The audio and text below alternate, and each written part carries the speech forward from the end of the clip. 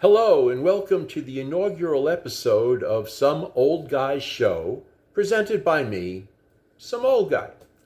So it's currently late June here in the East, and probably in the rest of the world as well.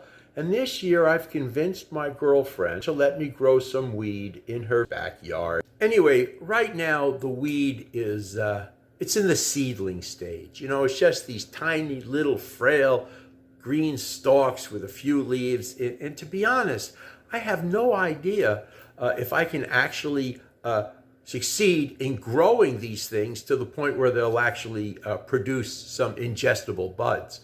Now, you folks who grow weed, you know that you're supposed to feed it. So yesterday I mixed up a batch of this liquid plant food, which I'd purchased from a company online called Fox Farm.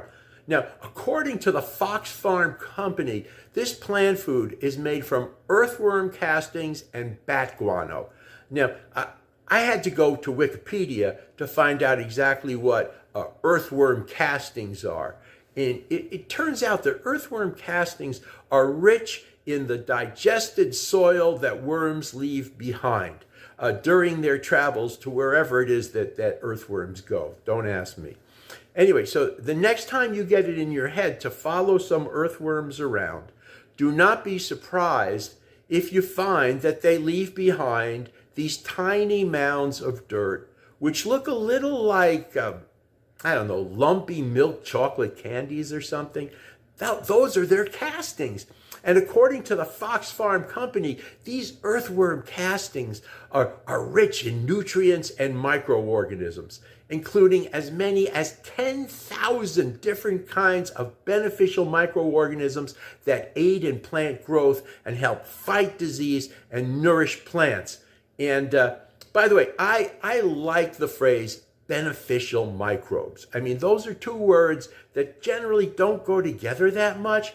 But it turns out, actually, that later this summer, we will all have the opportunity to attend, this is no joke, the 8th annual conference on beneficial microbes, which will be held on July 10th through the 14th in Madison, Wisconsin, where for a considerable amount of money, you can attend such lectures as the constructing and harnessing beneficial microbe communities, which kind of makes me think like these microbes living in tiny, teeny little houses along itty-bitty little streets, and they drive their kids in itty-bitty cars to microbe school, and on the weekends they play soccer on fields that all fit on the head of a needle, Anyway, after that lecture, you might be interested in another lecture called Social Interactions and Microbial Transmission. Now, let me tell you something.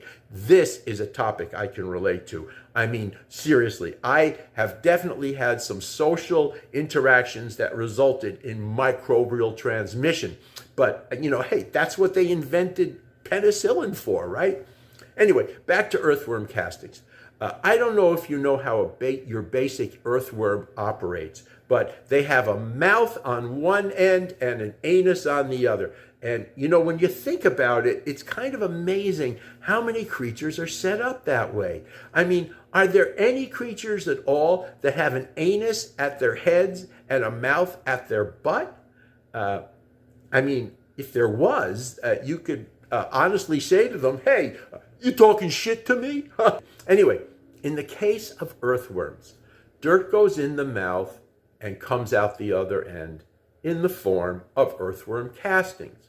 So the use of the word casting in this sense is like I'm casting this aside, or in the case of earthworms, I'm casting this behind, from their behinds.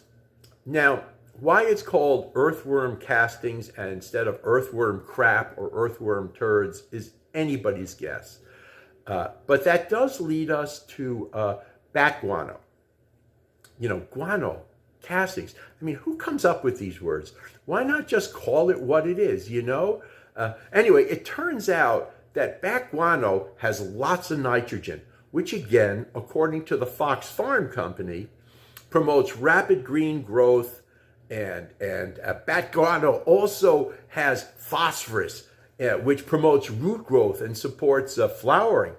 And bat guano has potassium, which helps plants develop strong stems. And when you think about all that, that ain't bad for bat shit. But here's what I'd really like to know.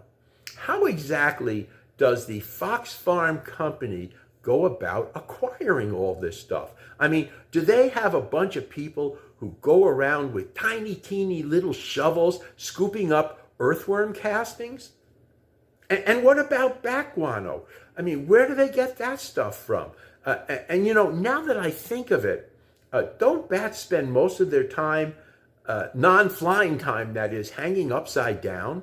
So either they poop while they're flying around, which is going to make finding their guano really difficult, or they poop while they're hanging upside down. Hey, I just realized, that could be, maybe bats are the one creature that poops out of its head. Well, I doubt it. I mean, we've all seen bats to know that they don't appear to be anus heads.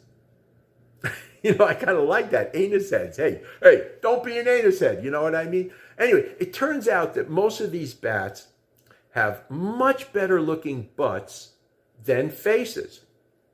I mean, we all know what a bat face looks like. It's a pretty scary thing. But here's actually a picture of the butt of a free-tailed bat. And that's not a bad looking butt. Which reminds me, while I was doing this research, I came across some other very interesting information concerning what both male and female fruit bats do to each other with their mouth. Now, I don't know exactly how graphic I'm allowed to be in these videos, so I'm going to try to be a bit discreet here. But it turns out that with the exception of humans, certain types of oral activity, and I quote, are exceptionally rare across the animal kingdom. For though many animals have been seen licking one another's junk, a little of this fondling or grooming appears to be for the explicit purpose of assisting in reproduction. However, both types of oral activity have been observed in fruit bats before, during, and after the main event. Scientists don't know if this type of activity is for stimulation, lubrication, sanitation. All they can say with certainty is that there's a very strong relationship between the occurrence of said oral activity and the duration of fruit bat or fun. In other words, this oral activity seems to give fruit bats more staying power. This is a quote, right? So if anybody ever asks you what animal you want to come back as someday, fruit bat wouldn't be the worst choice, Anyway, let's get back to bat guano. So I've written this letter here to the president of the Fox Farm Company. And first, I want to give you some background about this company.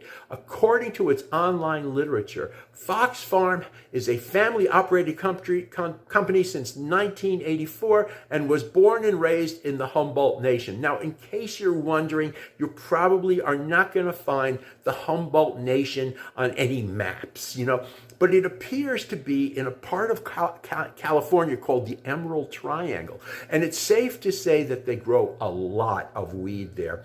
Now, I did find this patch, and you may notice that it's got the 13-point Grateful Dead lightning bolt. So that's probably a hint about what's going on over there, Anyway, believe it or not, the founder and chief operating executive of the Fox Farm Company is a guy who calls himself Fox Farm Willie.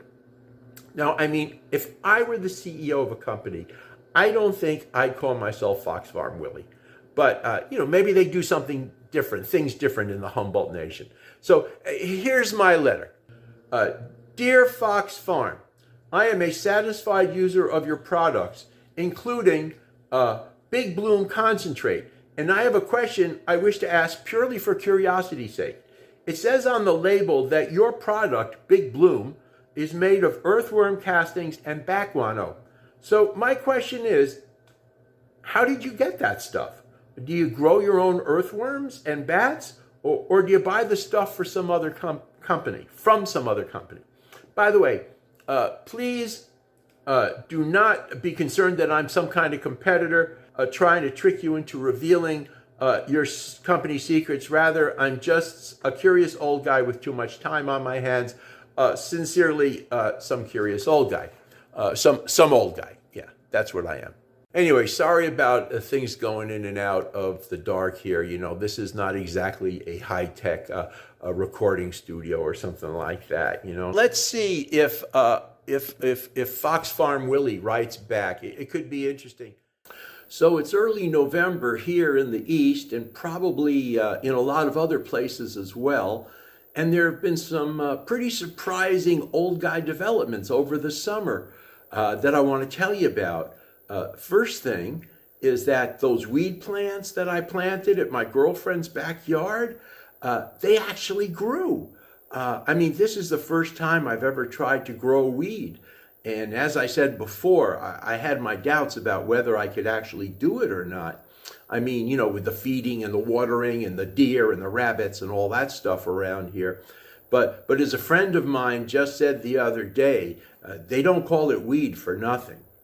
The other interesting development is that, believe it or not, I just got a letter from Fox Farm Willie, the chief executive of the Fox Farm Willie Company. A Fox Farm Company. And here's what it says. Oh, here's the see, it's a real letter. Dear Todd, thank you for your support and interest in Fox Farm soil and fertilizer products. Big Bloom is one of my all-time favorite formulations, which I created 40 years ago.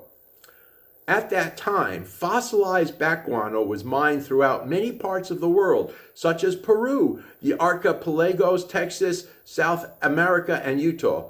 All these guanos are phosphorized, based, and not fresh. While fresh bat guano has nitrogen value, it can also cause negative respiratory results. I do not want to subject my staff or customers to that.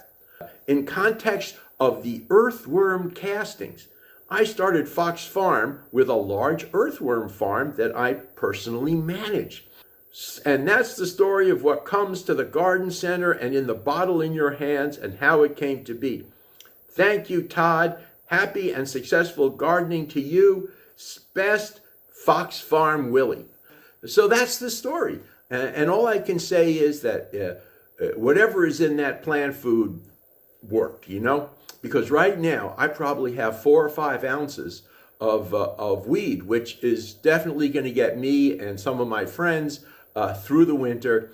And that's really going to keep some old guys happy, you know? Anyway, I hope you have enjoyed this, the inaugural episode of Some Old Guy Show, presented by me, Some Old Guy, and I hope you'll tune in for the next show.